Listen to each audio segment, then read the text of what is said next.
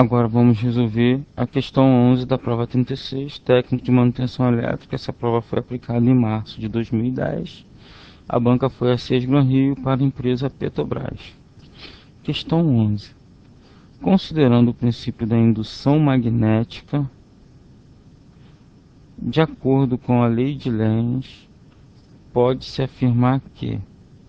Vamos só fazer aqui uma lembrança do que a lei de Lenz vem a dizer. Você tem a lei de Lenz e a lei de Faraday, que vai explicar a indução eletromagnética, onde você tem aqui a fórmula, né, da Fem induzida em um circuito qualquer, vai depender da indutância da bobina que está imersa no campo magnético e a variação da corrente, sendo que Lenz diz que a Fem induzida se opõe ao efeito que a gerou. O que gerou a força eletromotriz foi essa variação de corrente sob um indutor. Aí ele acrescenta um sinal de negativo aqui. Se você correr aqui para as alternativas corretas, para as alternativas disponíveis, todo condutor percorrido por uma corrente elétrica e mergulhado em um campo magnético fica sujeita a uma força chamada força de Lenz. Aqui o que ele fez? Ele misturou aqui alguns conceitos sobre magnetismo, tentando enrolar o candidato, é lógico. Todo condutor percorrido por uma corrente elétrica, aí você corta aqui, esquece o restante. Você bota assim, tem em torno, tem gerado, é gerado, né? É gerado em torno de si um campo magnético.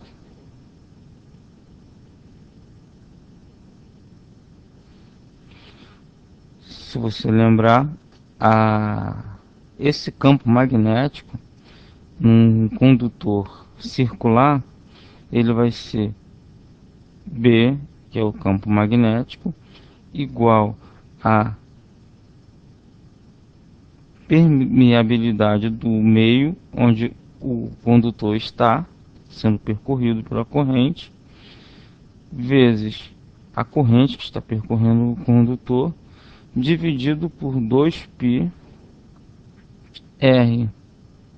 Esse R aqui vai ser a distância do centro do condutor ao ponto que você quer medir o campo magnético. Outro conceito que também está embutido aqui é o todo condutor. Aí vamos esquecer agora a parte percorrido por uma corrente elétrica, vamos deixar assim: todo condutor mergulhado em um campo magnético fica sujeito a uma força. Essa força é a força eletromotriz. Então, todo condutor mergulhado em um campo magnético fica sujeito a uma força chamada de eletromotriz. Força eletromotriz. Isso aqui serviu para uma revisão boa. Agora, a letra B. Toda vez que o fluxo magnético através de um circuito variar, surge nesse circuito uma Fem induzida. Isso aqui, junto com isso aqui, é a lei de Faraday.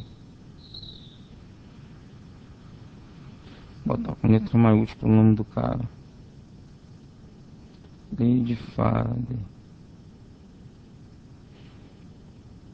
Que diz que todo condutor mergulhado no fluxo magnético, todo circuito, né, condutor mergulhado em um fluxo magnético variável tem em si uma fé induzida.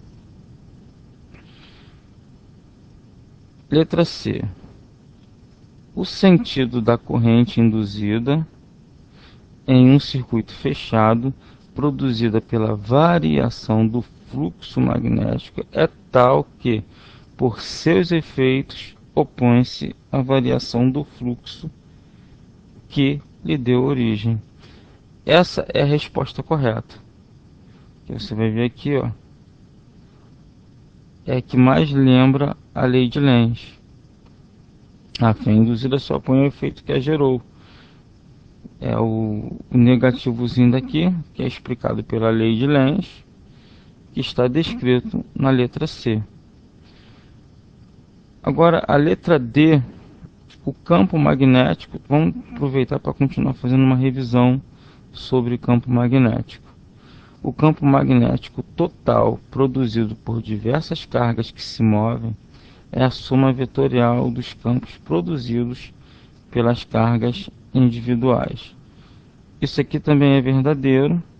Isso aqui é o segundo princípio dos três que explica o eletromagnetismo. Você tem uma força, né, que vai ser calculada pela fórmula força vai ser igual à intensidade do campo, a corrente que circula esse condutor, vezes o comprimento, L minúsculo, vezes o 100, porque sendo do ângulo formado entre o campo magnético e o condutor. Porque o campo magnético é uma grandeza vetorial. E o comprimento, se você tiver um condutor aqui,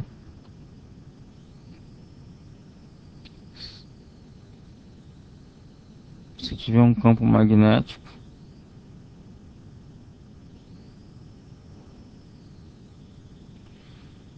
se ele tiver perpendicular ao campo magnético, seno de 90 é igual a 1. Então você tem o valor máximo da força, né? E se ele tiver no mesmo sentido, se o condutor tivesse nesse sentido aqui, o seno de 0 é 0, você teria uma força igual a 0. Sendo igual a 0, todos os produtos aqui vão ser iguais a 0.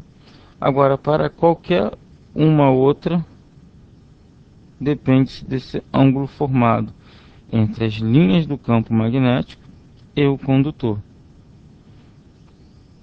Na letra E, o fluxo do campo magnético através de qualquer superfície fechada é sempre igual a 0.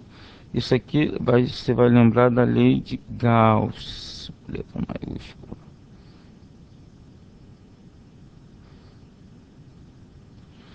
Lembrando que essa superfície ela é gaussiana, não é qualquer superfície. Bom, por enquanto é só. A questão é bem simples e valeu como uma revisão.